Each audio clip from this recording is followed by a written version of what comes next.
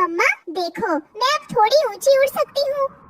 बहुत अच्छा गुड़िया, दिन पर दिन बहादुर होती जा रही हो, लेकिन ध्यान रखना आसमान में उड़ने से पहले जमीन को देखना मत भूलना। मम्मा, क्या जमीन पर कोई खतरा होता है? हाँ बेटा, जंगल में कई तरह के खतरे हैं जिससे हमें बचना जरूरी होता है। सबसे बड़ा खतरा है लालच और धोखा। एक पुरानी और गंदी डाल पर कालू कौवा बैठा था। उसने सफेद कोट पहन रखा था और चारों ओर दवाइयों की बोतलें फैली हुई थी। जंगल के पक्षी उसके पास इलाज के लिए आते हैं। आओ आओ, डॉक्टर कालू के पास हर बीमारी का इलाज है। टूटे पंख हो, कमजोर चोंच हो या कमजोर दिल, सबका इलाज यहीं मिलेगा। आओ पक्षियों, अपना इलाज करवाओ। तभी एक कबूतर लंगड़ाते हुए उसके पास आता है। डॉक्टर साहब, मेरे पंख में बहुत दर्द हो रहा है, क्या आप इसे ठीक कर सकते हैं? बताइए डॉक्टर कालू, क्या आपके पास मेरी इस बीमारी का इलाज है? कबूतर की बात सुनकर डॉक्टर कालू कबूतर से कहता है, बिल्कुल कबूतर भाई, मेरे पास हर बीमारी का इलाज है, लेकिन इसके लिए तुम्हें कुछ पंख निकालने होंगे। चिंता मत करो, मैं तुम्हें नई ताकतवर दवाई दूंगा जिससे तुम जल्दी ठीक हो जाओगे। कबूतर सहमति में सिर हिला देता है। कालू कौवा उसकी तकलीफ का फायदा उठाकर उसके पंख निकाल लेता है। वहीं रानो चिड़िया जंगल में घूम रही होती है। उसे कई पक्षी दुखी और घायल हालत में दिखते हैं, जिसे देखकर वो परेशान हो जाती है।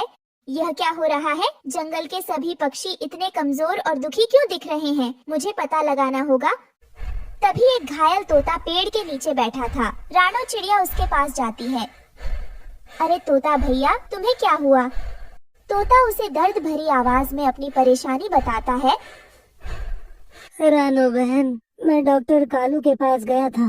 उसने मेरे पंख ठीक करने का वादा किया था, लेकिन उसने मुझे और कमजोर बना दिया। ऐसा कैसे हो सकता है? मेरी तो कुछ भी समझ में नहीं आ रहा है। रानो बहन, मुझे लगता है कि वह हमारे शरीर के हिस्से किसी को बेच रहा है।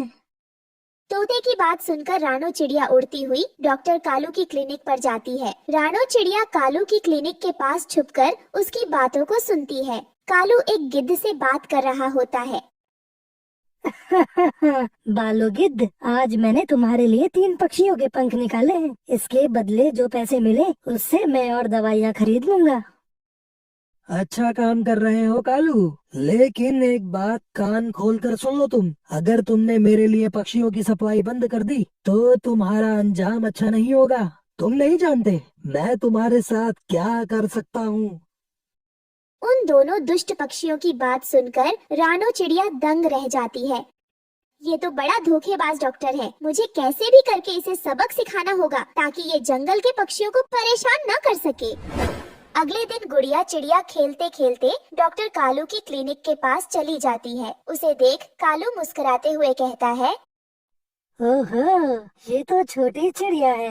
तुम्हें क्या तकलीफ है बच्ची, बताओ मुझे। मुझे कुछ नहीं हुआ अंकल, मैं तो बस यहाँ खेल रही थी।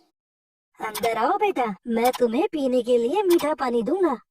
गुड़िया चिड़िया उसकी बातों में आ जाती है। फिर डॉक्टर कालू की बात मानकर गुड़िया अंदर जाती है और कालू उसके पंख निकालने की तैयारी करता है। तभी रानो चिड़िया को गुड़िया की आवाज सुनाई देती है। वो जल्दी से कालू की क्लिनिक में पहुंचती है। तुम मेरी बेटी से क्या कह रहे हो? बताओ मुझे, तुम उसके साथ क्या करने वाले थे? कालू डरते हुए रानो से कहता है, अरे रानू चिड़िया, मैं तो बस इसे ठीक कर रहा था। झूठ मत बोलो, मैंने तुम्हारी सच्चाई सुन ली है। तुम गिद्ध के लिए पक्षियों के शरीर के हिस्से बेच रहे हो। रानो चिड़िया की आवाज सुनकर जंगल के अन्य पक्षी भी वहाँ इकट्ठा हो जाते हैं। हाँ, ये सच है। डॉक्टर कालू ने हमें धोखा दिया। फिर रानो चिड़िया जंगल के राजा शेर के पास जाती है और उसे पूरी बात बताती है। कालू, तुम्हारी ये हरकत माफ नहीं की जा सकती। तुम्हें जंगल से निकाल दिया जाएगा। तुमने इस जंगल में रहने वाले पक्षियों के साथ बहुत गलत किया है। तुम्हारा जुर्म माफ करने के काबिल नहीं है। कालू गिड़गिड़ाते हुए शेर से माफी मांगता है। मुझे माफ कर दो, मैं लालच में आ गया था। मुझे छोड़ दो, मुझसे बहुत बड़ी गलती हो गई। मैं आप लोगों से वादा करता हूँ, मैं दोबारा ये कभी नहीं करूँगा। कालू, माफी से उन पक्षियों का दर्द खत्म नहीं होगा जिन्हें तुमने धोखा दिया। डॉक्टर कालू को जंगल से निकाल दिया जाता है। रानो चिड़िया और गुड़िया चिड़िया खुशी खुशी वापस अपने घर लौटते हैं। मम्मा, आपने मुझे और सभी पक्षियों को बचा लिया।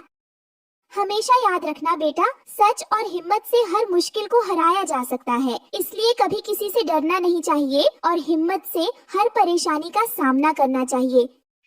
जंगल में फिर से खुशहाली लौट आती है और दुष्ट डॉक्टर कालू को उसके बुरे कर्मों की सजा मिल जाती है। ये कहानी हमें सिखाती है कि लालच और धोखा बुराई की जड़ है, लेकिन सच्चाई और हिम्मत से हर मुश्किल का सामना किया जा सकता है।